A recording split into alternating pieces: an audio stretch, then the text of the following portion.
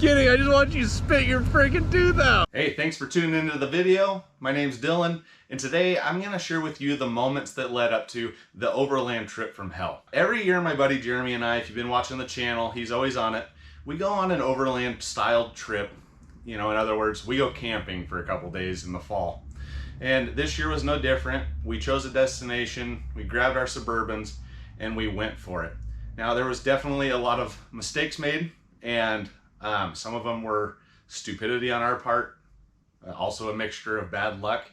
But we had a pretty rough trip, and it shouldn't have been that way because in reality, the trail that we were on was very easy. It was just an overgrown back road. Really, the biggest obstacle was the overgrown trees brushing against the side of our vehicles and maybe a couple washouts where, you know, the trail was a little thin for our big rigs. Other than that, there wasn't any off-road obstacles. It was making to be a pretty tame overland camp trip, which was good because I was testing out the Suburban for the first time. This video shows the moments that led up to 3 flat tires, 2 chipped teeth, and a very sore jaw. So I hope you stay tuned. I hope you watch throughout the whole video. And if not, go ahead and skip to the fun stuff and watch how we got out of this crazy scenario. All right, I'm here with Jeremy. We're on our annual camp trip of the year. This year we're both driving Suburbans.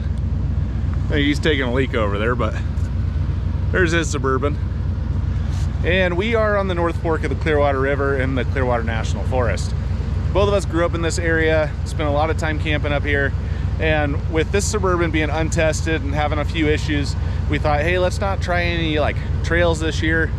Let's just keep it easy and let's just go have a relaxing camp trip. So we're up here on the North Fork. I did find, using onX, we're gonna take this road. It's Mush Saddle Road. And the goal is to end up on the backside of Quartz Creek where there was a washout years and years ago. And there's a really cool pond there. They just abandoned that road when that happened, and we're hoping that the road coming down from the top is still accessible. So we're gonna go up this road. We're on just back gravel roads. We're gonna go see what we're dealing with, see what kind of fun we can have, and we'll take you along for the trip. So right away, there's a sign that says road closed, 24 miles ahead. And it goes from a wide main road to a still graveled, narrower back road. Well, this road is nothing major. It did narrow up quite a bit, especially kind of over the hill. There was lots of brush. But man, now it's starting to snow on us, at least trying to. We knew it was going to be wet this weekend. Views are pretty good. It's always better when it's not raining. I like right after it rains. You get the best views then without getting wet. Oh well. Well, the sun came back out. Just wanted to show you guys this view real quick.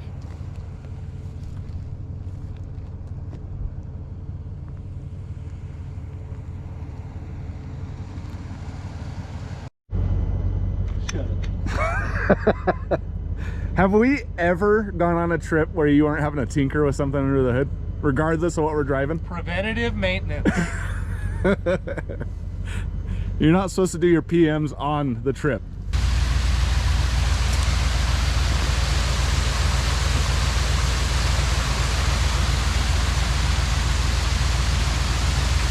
It's awesome.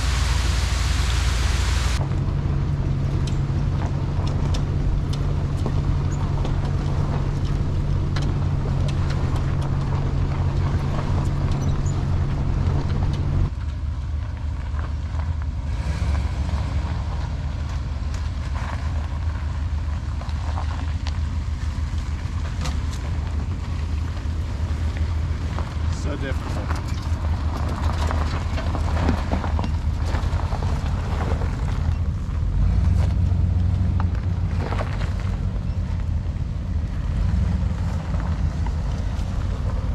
I think this guy's lost. He thinks the mall's that way.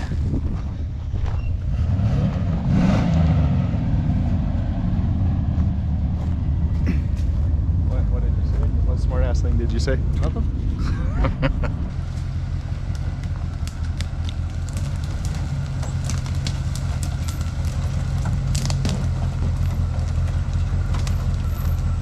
Oh, you're flexing pretty good. I'd passenger. Passenger. Now straight.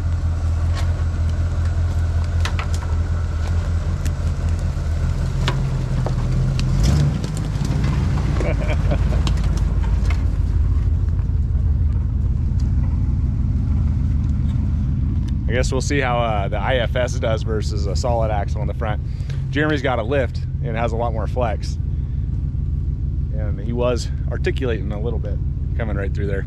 I put my seatbelt on, you saw that. I saw that. Are you serious? I mean, it's not that far down, but if anything happens, you'll end up upside down there.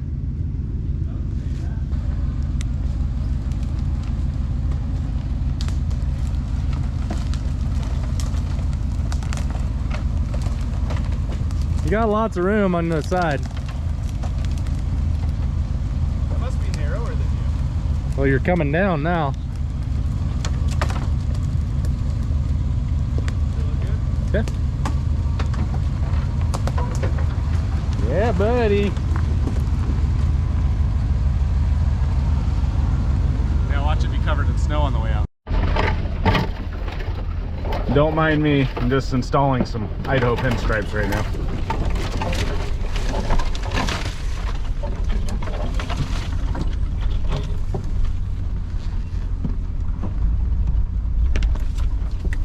And some more.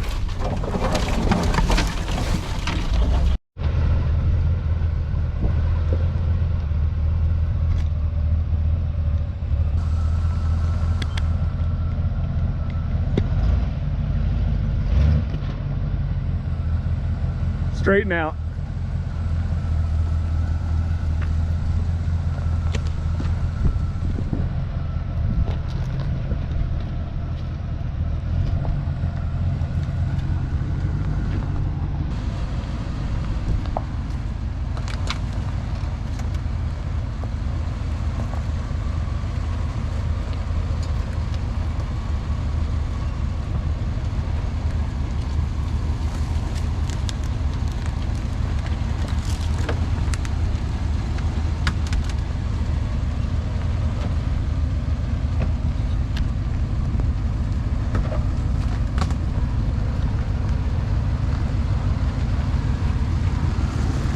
One benefit of no lift kit, didn't even lean. Yeah. I would rate this trail Subaru rated. Subaru rated? Yeah. All right, we're getting closer to the creek. I can see it out my window. We're on this like grassy road, grassy path. You can tell it hasn't been used for quite a while. Ah, cool.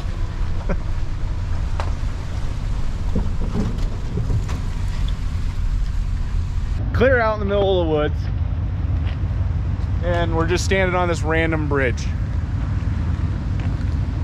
You know, the road that way is closed, and it looks like on the map that that one doesn't go anywhere. And this was once was a loop, and so now we're standing on the bridge that connected the two sides. This is Quartz Creek, and the slide is down that way. Pretty cool. Slid in the 90s? Is that right? In the 90s? I had no idea. We'll have to look at it. But shoot, we were just talking if we can't make it much further down there, we'll just camp right here at the junction of this old road. It's all grassed over and everything. Super cool.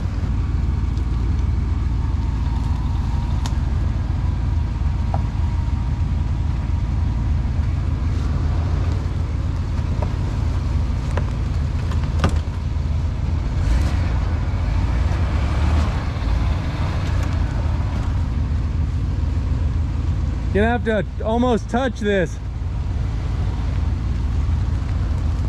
Okay, this way. Nope. There we go. Stop. Back up a little bit. Okay. Straight.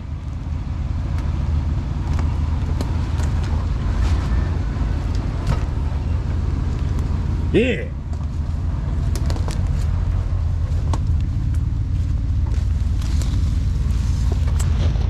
sliders to your list because you wrinkled that one. Did I? Yeah. Sliders were already on my list. Another bridge.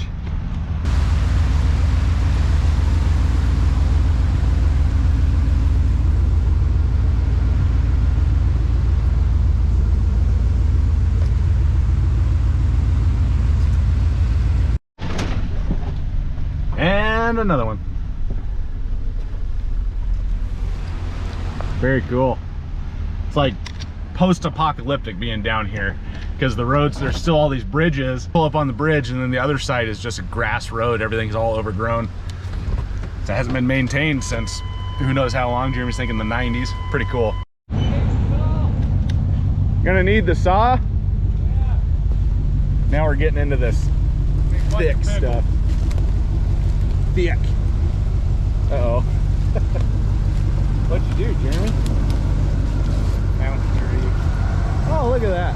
This is exactly why you bring a chainsaw when you're exploring in Idaho.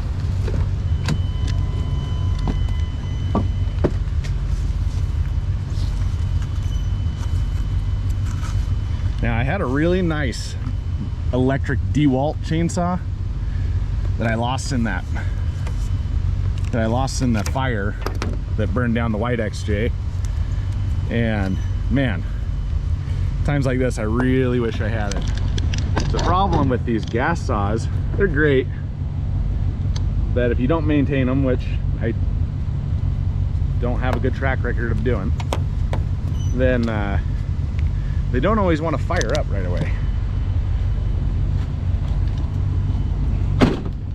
Or someone like me who's just using it to clear trails, the electric saws are the way to go.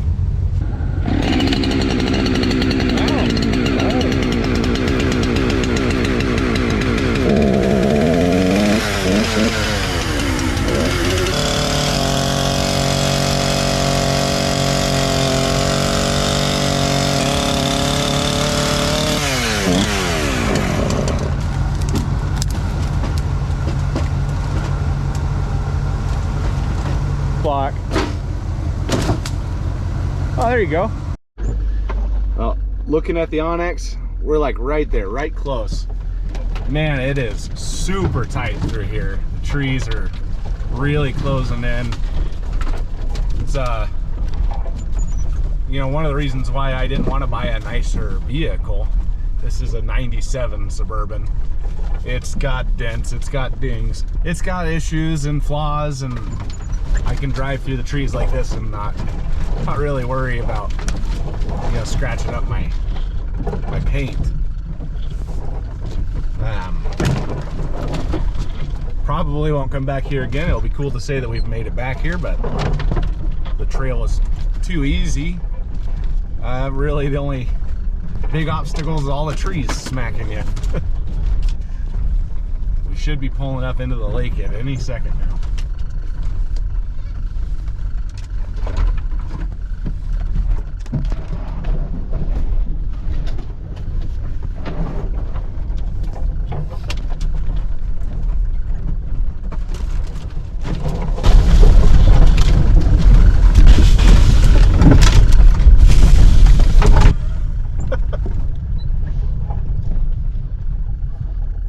Just gonna have a bad day. I just popped not one but two tires. Oh my god. Hey, I got a problem. All those trees we ran over, and right here at the end, god damn.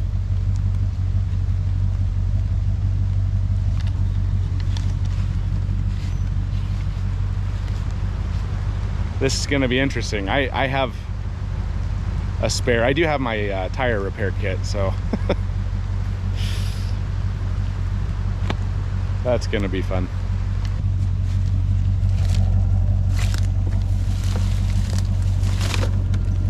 Well, guess I know what I'm doing when I get home. Oh, wow. That's not gonna get fixed easily.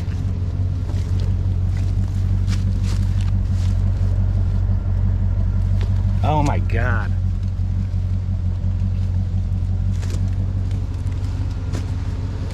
Sometimes I just have the worst luck. I'll try to pull off the trail a little bit so I can get to that. It's funny, it's kind of funny. The last time I went out with some friends, I popped a tire on the XJ and I didn't have a spare with me. So we had to run back to town, grab my spare, come back, put it on the Jeep.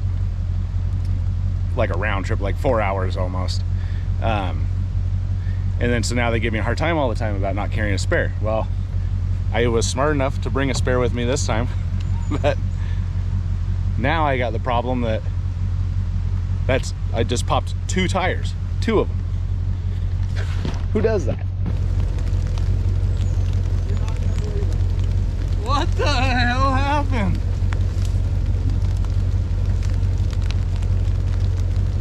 I was rolling too fast. I hit that one, popped, didn't have time to stop. Popped the other one. No!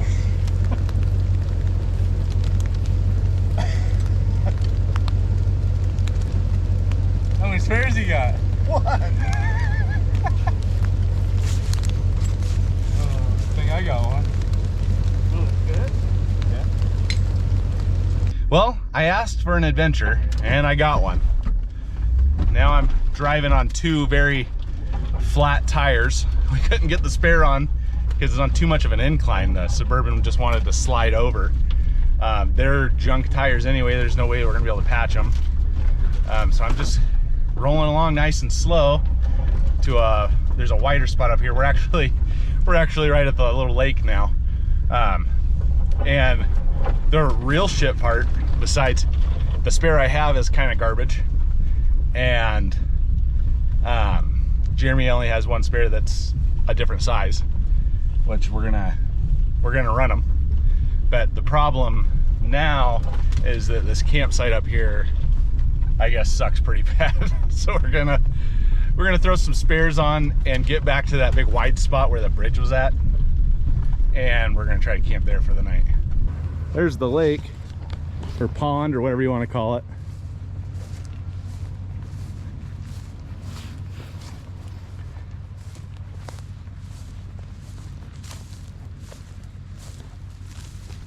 So I've never been on this side of it.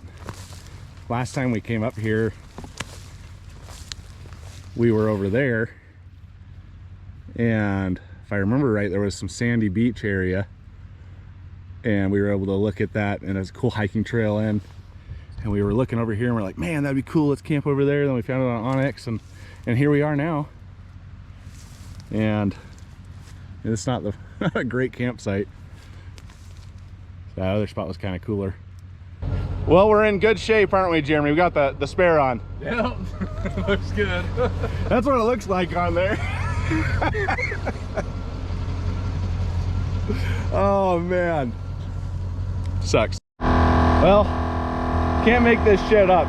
We tried to nose up the bank a little bit to give us a better vantage point at that wheel, and we heard a bead pop or a tire pop. We're not quite sure yet, but that's 50% of our spares. Yep.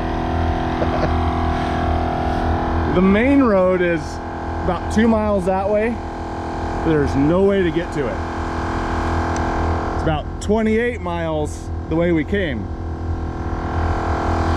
I've got probably the worst tire luck. All right, so in this moment with 3 flat tires, we had no other choice but to bust out the glue tread. We'd already used both spares, put a flat in one of them, and the other one really wasn't looking that good either. Lots of dry rot. It was time for new tires, which is the only light at the end of the tunnel in this video, is I was able to upgrade to a bigger set of tires for the Suburban. Not this 39-inch that I'm standing in front of. I don't even know if you can see it on the screen, but this is for the Jeep, of course. Anyway, we tried pulling up on that rock. Not the best idea in hindsight. And we put a gash in the tire. We're not sure if the rock did it or if it hit the bumper on the Suburban, but at any rate, it was flat. So we pulled it off, we busted out the glue tread. Stay tuned for a review of that coming up. And if you're not willing to wait and watch that review, I will say it works. It's definitely worth the money to buy that kit. And as Jeremy is sitting there holding pressure against it, letting the glue tread glue cure, you can faintly hear me in the background kind of yell out in pain. And that's when the high lift handle came up and hit me in the face. Now it hit right here somewhere. I'm not really 100% positive what happened or how it happened. I have some good guesses, but it hit right here and my jaw instantly swelled up as well as into my neck. I could feel my 2 chips teeth up here. Very uncomfortable. And if you know me, you know that I panic a lot. So in that moment, I was pretty spooked. We were 30 miles off of the main road, you know, technically 2 miles off of a main road, but that would have been a treacherous 2-mile hike. We do carry a spot device, and Jeremy's phone has cellular satellite capabilities, I guess you could say. To get help out there if something bad happened is going to be a while.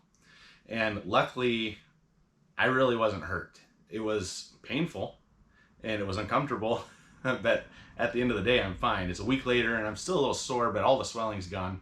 My teeth are already fixed and nothing bad happened. I got a story and you know, a reminder that I can be pretty stupid.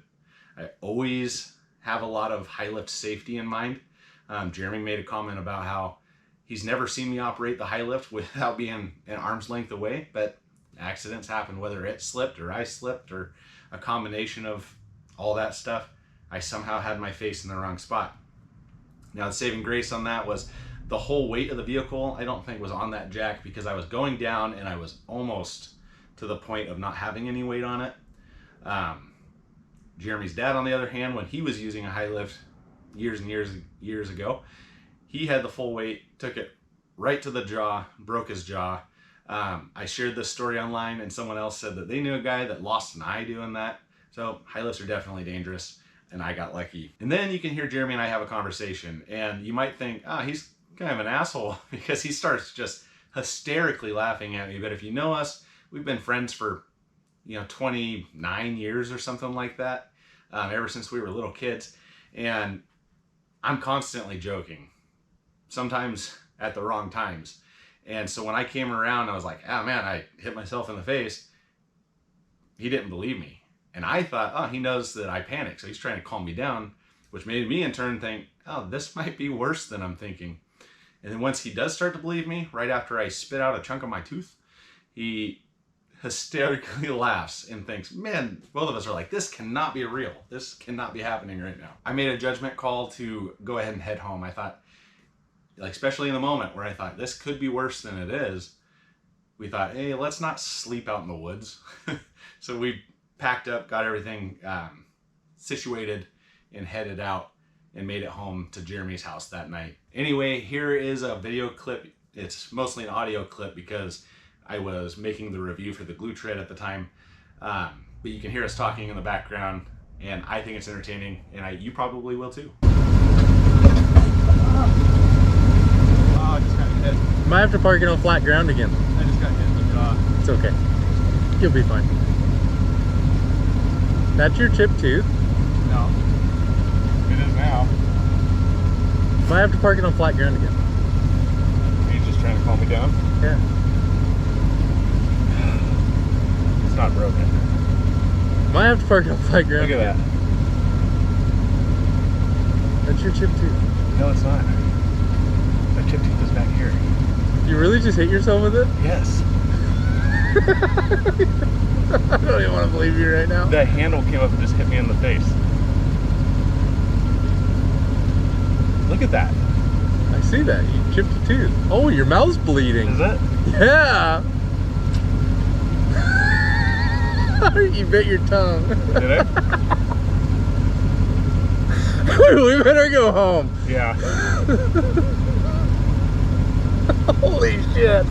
I was out of the way of it. It slipped and came out of my hand. You're lucky. I thought you were kidding. I just watched you spit your freaking tooth out.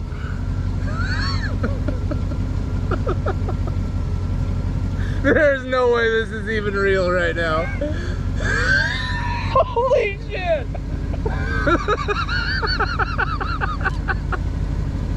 I thought you had to be kidding. Your teeth are all bloody. Nightmare trip, dude. I know what the comments are gonna say about the high lift. I was jacking it up and it already slipped over. I noticed it out of the way.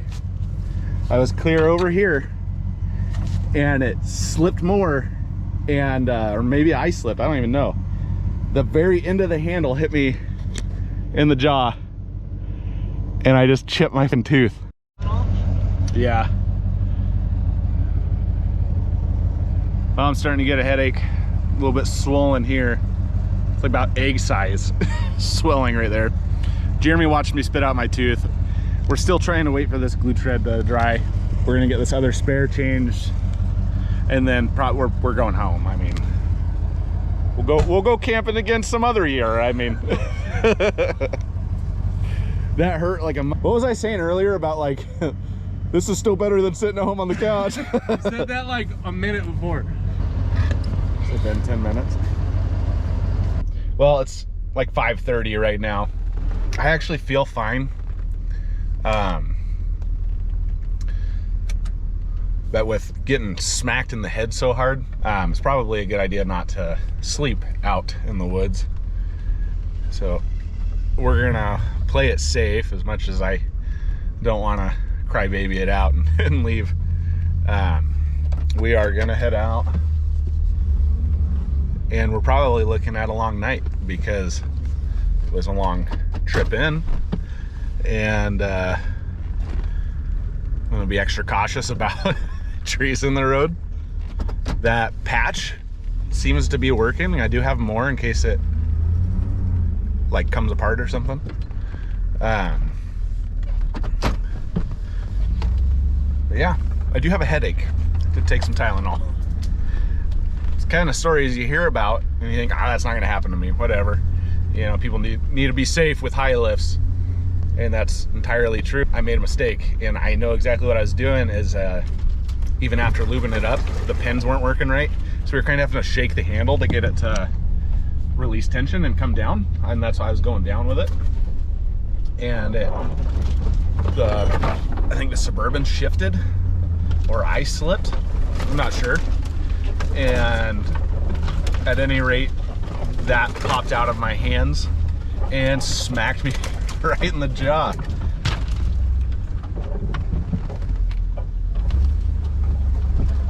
Looks like Jeremy's moving the stick that started all this. And I just wanted an adventure and to go camping in my new Suburban. It's got a sweet setup, and I can't really see it, but I got my cot and all my gear, and it's super exciting. But I guess I'll try it out in the driveway. Well, to summarize this video, I gotta say one of my favorite parts is when I say, man, a day like this is still better than sitting on the couch. And I was talking about the flat tires and having to fix them out in the woods, and then not even 2 minutes later, I hit myself in the face. And at that moment, I much would rather have been sitting on the couch. But, you know, you live and learn. In hindsight, I should have stuck with the bottle jack. We did have it, you probably saw it in the video, and probably thought, why aren't you using your bottle jack? And really at the end of the day, it was mostly being lazy.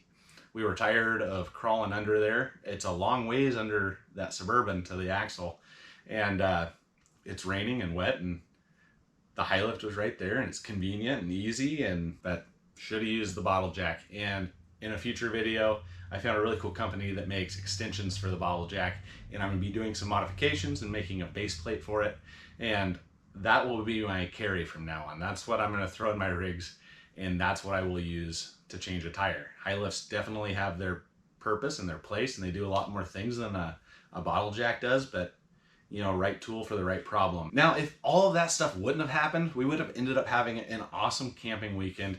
The weather was great, a little cold, a little wet, but you know, we have our awnings, we were gonna have a fire and have some food and hang out, and the atmosphere up there at the North Fork of the Clearwater is just phenomenal. It's amazing, it smells great, there's lots of foliage, lots of water, great stuff. But that didn't happen for whatever reason. We were talking about that. For one, we think Quartz Creek must be cursed.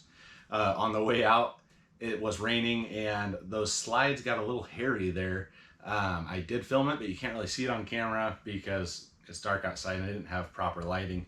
But that real tight slide off there, our tires were right on the edge, and we thought, man, you know, what if it would have snowed that night or rained harder or slid off more there? Would we have been able to get out? Maybe this happened for a reason. So, you know, it takes a lot for us to cancel a trip, and we had to. Well, with the exception of getting hurt, it was still a fun trip. We're always out for an adventure, and definitely popping 3 tires is an adventure. You do a lot of problem solving, and we were able to do it and manage through it. Anyway, you learn.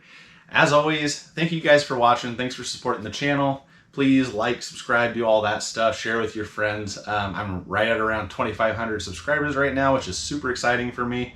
And I would love to grow that audience and be able to make more content and share my stories with you guys. So as always, thanks for watching, and I'll see you next time.